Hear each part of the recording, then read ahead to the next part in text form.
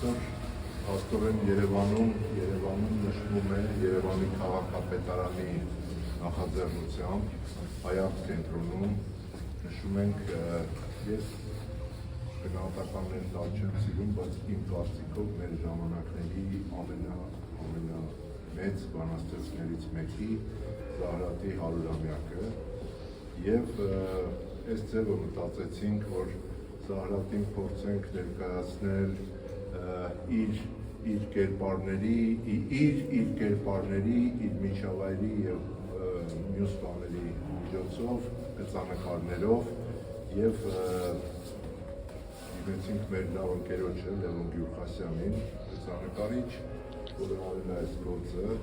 եւ կարծում եմ կհավանեք ու կգածես եւ ավելի մանրամասն կարծում եմ Զահրատի մասին կխոսի Վահագն Գալստյան,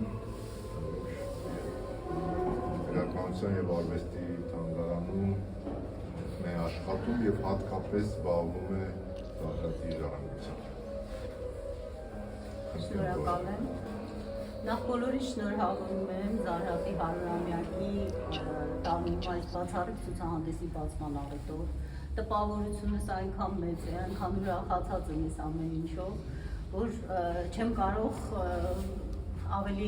ուրեմն մի անգամից սկսել Զահրատի կենսագրությանն անդրադառնալ կամ մի բան։ Ուրեմն Զահրատի 100-ամյակի այս տարին առանձնահատուկ մի հնարավորություն էր, որ մենք բոլորս վերստին անդրադառնանք եւ չհետաձգենք արևմտահայերեն նորարար բանաստեղծությանը, որի ամենավառ ներկայացուցիչը հենց Զահրատն է։ Իսկ Զահրատի մասին խոսելիս պետք է ուրեմն անպայման անդրադառնալ նախ եւ առաջ այն միջավայրին, որտեղ ինքը կայացավ, առաջին հերթին Պոլիսը, երկրորդ, թե ինչպես նա մուտք գործեց հայաստանյան իրականություն եւ ինչպես արժևորվեց, եւ երրորդ Զահրատը որպես աշխարհի բանաստեղծ, որ անհայտ չէ, բայց շատ կարևոր է, որ մենք այսօր տեր կանգնենք եւ կարողանանք նաեւ Զահրատին աշխարհում հանրահռչակել, որովհետեւ Զահրատը մերն է։ Զահրատը ծնվել է 24 թվականի ուրեմն մայիսի 10-ին Բոսում, հայտնի է թե 24 թվականին ինչ պատմական իրավիճակ էր եւ ինքն էլ ընտանիքում ուրեմն վաղ կորցրեց հորը, ասում է ինձ ժառանգ նիհար կազմը թողուց եւ վաղ այսօր չէ վաղը թող հաղթեն մեռնելու, չմեռա, բայց ուշ։ Այս իր չմեռա, բայց ուշը այնքան հետաքրքիր ուրեմն ներկայացնում է Զահրատի բնույթը, ամեն ինչին հումորով, հեգնանքով վերաբերվելու եւ այն տարիների իր ապրումները, որ ահա պիտի մեռնի։ Այս տղան մեծանում է իր մայրական պապի Լևոն Վարդանյանի ընտանիքում եւ նա որպես մեծ հայր իսկապես էլ հայրություն է անում ու շատ ջերմ միջավայրում մորաքույրներով շրջապատված Զահրատը մեծանում է եւ խոստովանում է առաջին բանաստեղծությունս գրեցի 6 տարեկանում պարտեզի կատվի վրա չգիտեմ, մահատիկա ինձի համար բախտաբեր եղավ թե ոչ, բայց ատկե հետո իմ կյանքը ամբողջովին հիմնվեցավ բանաստեղծության վրա։ Եվ տեսեք առաջին ներշնչանքը կատուներ ու հետո կատուները, իր բազմաթիվ կատուները ուրեմն Փիչոնից սկսած մինչև Մայրը, մինչև Ժոնդորը, մինչև Գոնդեսը տարբեր անուններով, շեկլիկ, փափլիկ, սևորակ, ու ինքը այդ գծագրերն է անում, հետագայում հրատարակվում է երկլեզու կատուների գիրքը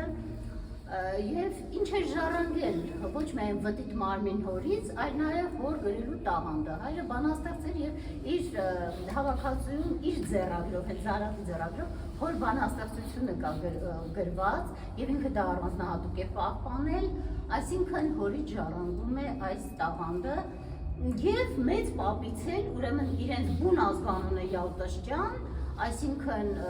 նկարող ոսկեզօծող իր մեծ պապերից մեկը ուրեմն եղել էր ոսկեզօծող, պալատական ուրեմն նկարիչ եւ ինքը նաեւ նկարելու ձիրքն է ուրեմն ժառանգում, այսպես Զահրատը սկսում է գրել այդ 6 տարեկանից սկսած, բայց շատ ավելի ուշ է մեջտեղ բերում իր բանաստեղծությունները, ծանոթ, ուրեմն կենսագրությանը ծանոթ մարդկանց հայտնի է, որ ուրեմն այդ 43 թվականի ժամանակ օրաթերթում առաջին Աստաղմը բանաստեղծությունը, որը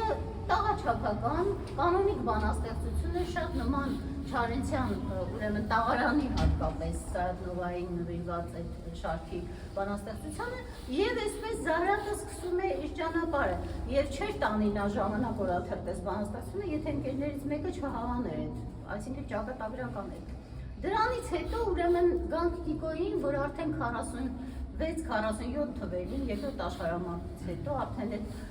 բոլոր ներքին խմորումներից, փոփոխություններից հետո Զահրատը եւս ուրեմն նորարարական շնչով լցված, իսկ դա պատահական չէր, որտեղ խոսում կար Կարպիշ Ճանճիկյանը եւ կար Հայկազուն Գալստյանը, նրանք մանիֆեստով իրենց բանաստեղծությունները հրապարակել էին եւ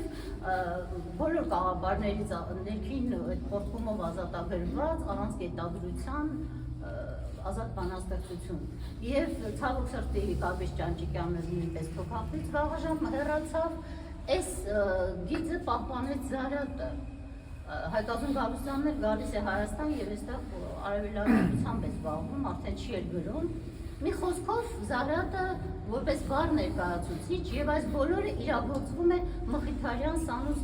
միության շուրջ հավաքված հենց Մխիթարյան վարժարանի ուսանողների այդ ընկերական շրջապատում։ Իր առաջին ուսուցիչներից սկսած բանաստեղծ Զոհականներ, մաթեմատիկայի ուսուցիչը, հետո ուրեմն Մինաս Թոլոլյանն էր, գրողներ եւ հետաքրքրված Զահրատի գրականության մարդիկ, որոնք ուրեմն խթանում են Զահրատի այս մղումները եւ ամենակարևոր դերակատարությունը իր համար ունենում է Հակոբ Մարթայանը, բոլորից հայտնի Բիլաչարը, որ նաեւ հետագայում, երբ Զահրատը մեջտեղ էր եկել արդեն ու իր դեմ նաեւ հանդես էին գալիս հոդվածներով,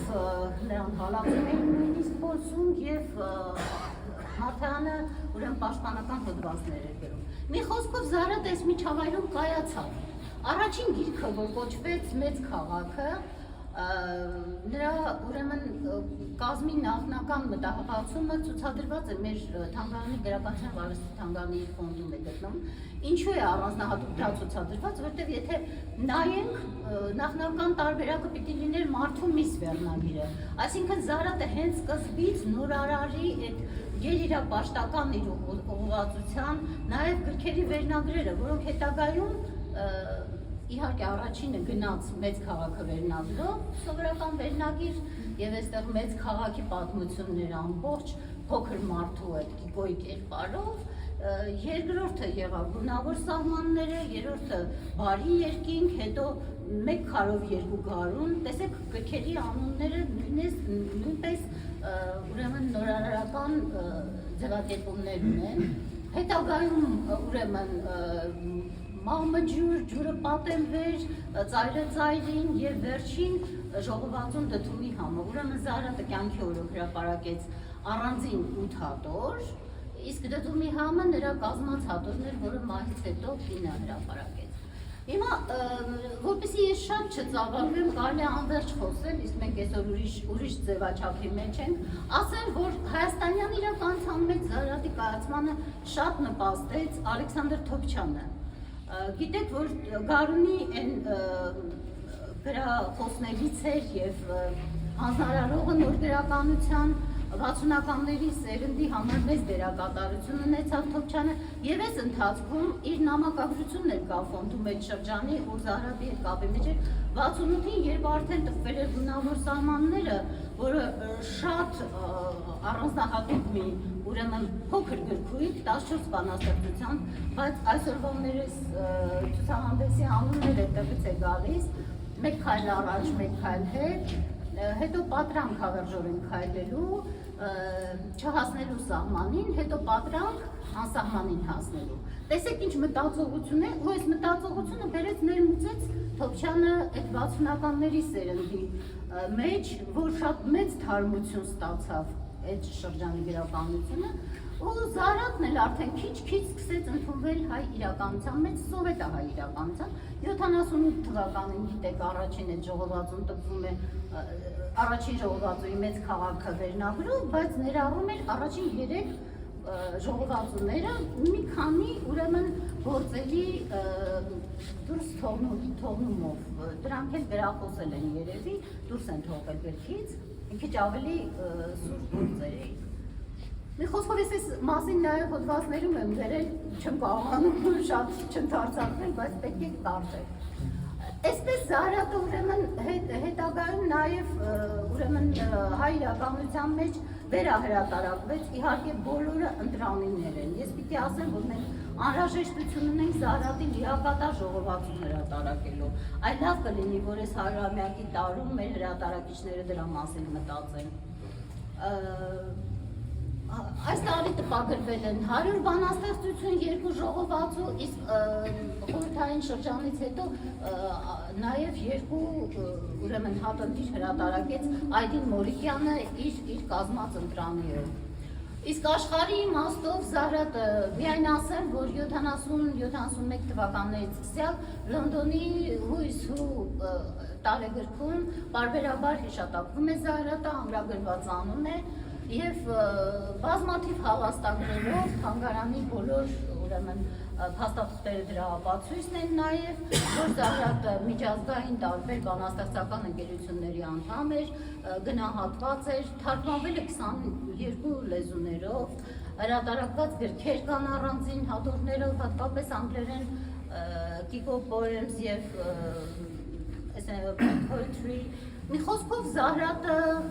այսօր մեր հետ է և այնքան ներկա է մեր կողքին, որ պետք է մենք մեզ հետ միասին կրենք Զարատի արժեքը, կարողանանք դա անել։ Տարին վեր չի ամփոփվել, շատ ուրախալի է, որ սա եղավ, Շողակաթի տեսաֆիլմը եղավ Զարատի մասին, շատ լավ անդրադարձ է և ի պատիվ պիտի ասեմ մեր թանգարանի ամբողջորեն համագործակցել ենք, տրամադրել ենք նյութեր և տեքստաբանական ուսումնասիրությունների տեղ կա Զարատի ֆոնդում և բազում հետաքրքիր նյութեր, որոնց անդրադառնալ է պետք։ Ուրախ եմ, շնորհավորում եմ բոլորիս։ Շնորհակալություն, Գորգյան։ Ես մոռացա ասել, որ այս մասում նաև օգտագործված են այդ գլորները, որ տեսնում եք Զարատի աշխատանքները, նկարչական, որը գոհարի հիշատակած այդ կատուները գրքից է, որ հրատարակվել է Արաս հրատարակությունը, և նաև գոհարը իր խոսքում ասաց, որ առաջին անգամ ուրեմն առաջին բանաստեղծությունը Զարատը հրատարակել է Ստամբուլի ժամանակ օրաթերթում, այս ցուցահանդեսը այնպես ստացվեց, որ այս օրերին Երևանում է Ստամբուլի ժամանակ օրաթերթի գլխավոր խմբագիր Արա Գոչունյանը, եւ ես խնդրեցի, եթե ծանոթ չեք, ծանոթացեք, ես խնդրեցի, որ երիտասարդ տարիքի նկարներն եմ տեսել կներեք, խնդրեցի, որ Արան գա եւ մի երկու խոսք ասի Զարատի մասին, որտեղ վերջերս ես Ստամբուլում էի, մենք բավական երկար խոսում էինք եւ ոնց որ թե հետաքրքիր ասելիք կա։ Արաջան խնդրեմ։ Շնորհակալ եմ։ Նախ ուզում եմ ջերմորեն ողջունել ձեր բոլորը,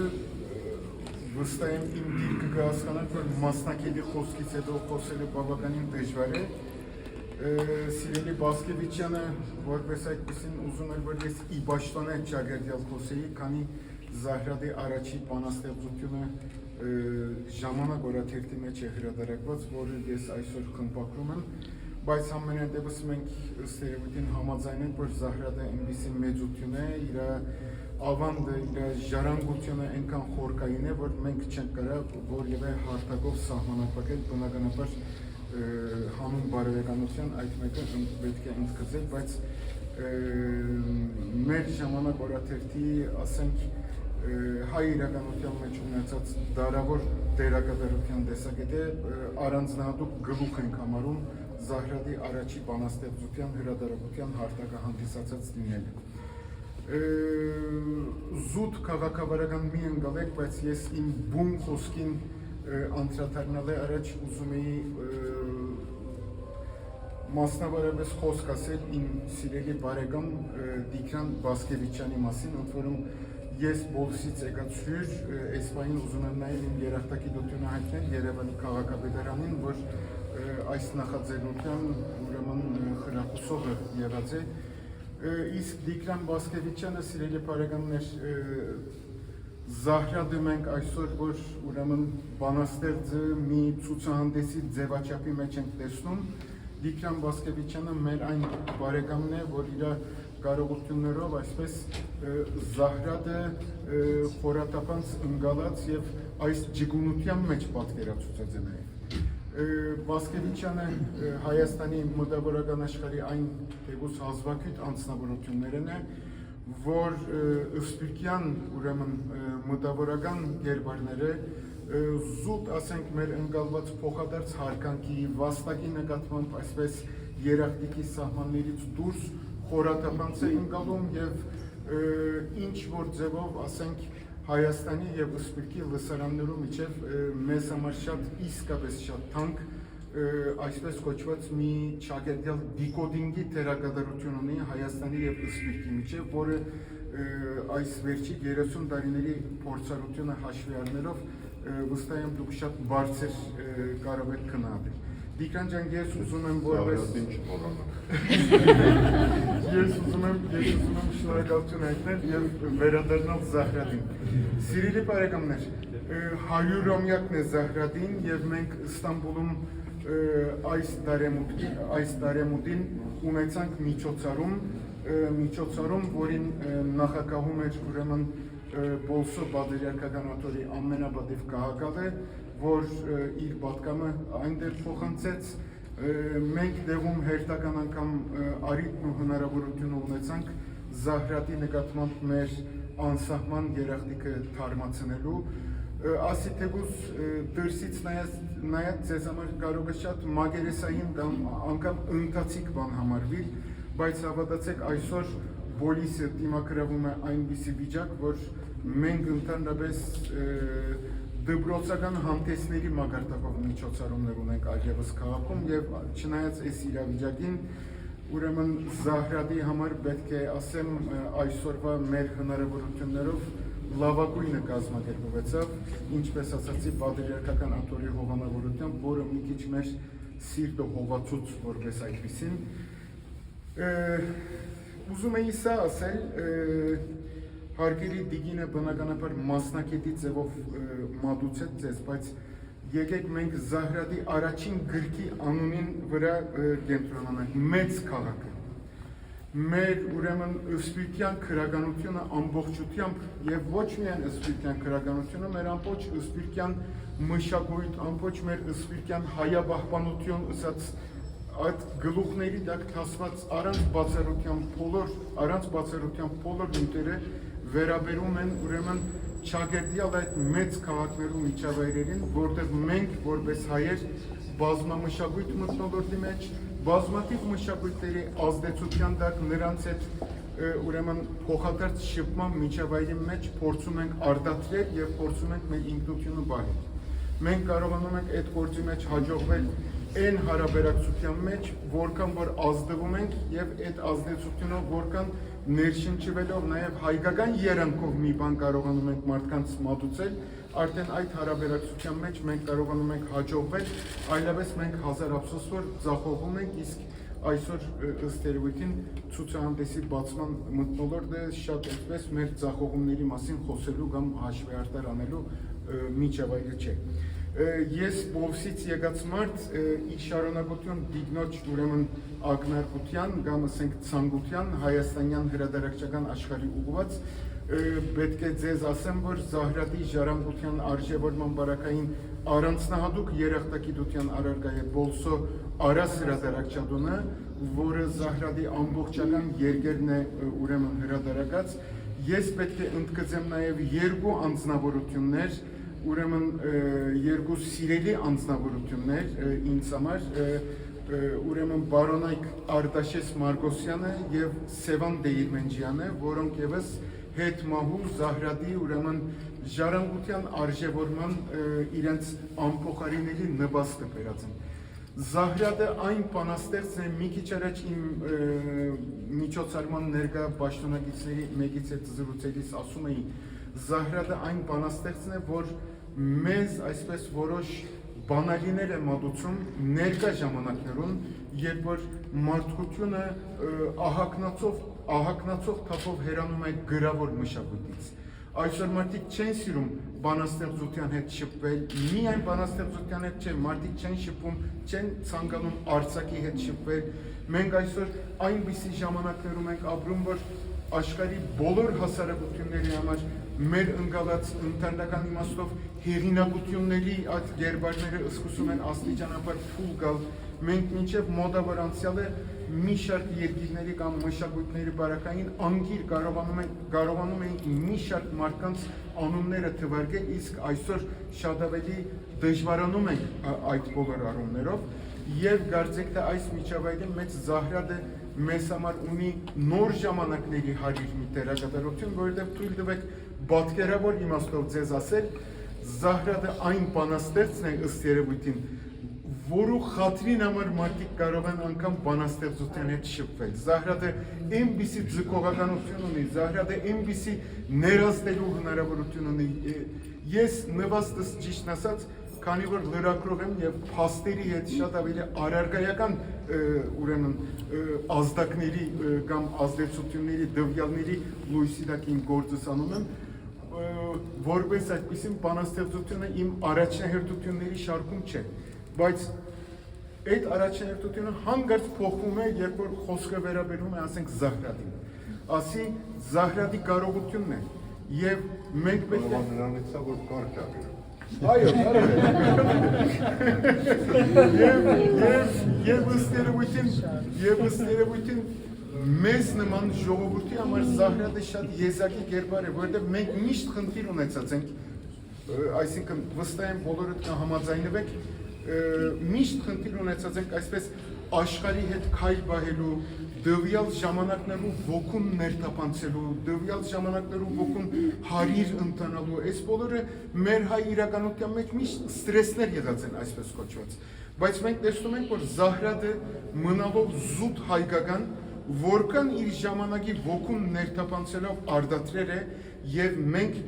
վերահաստատում ենք այսօր այն փաստը, որովհետեւ մենք տեսնում ենք, որ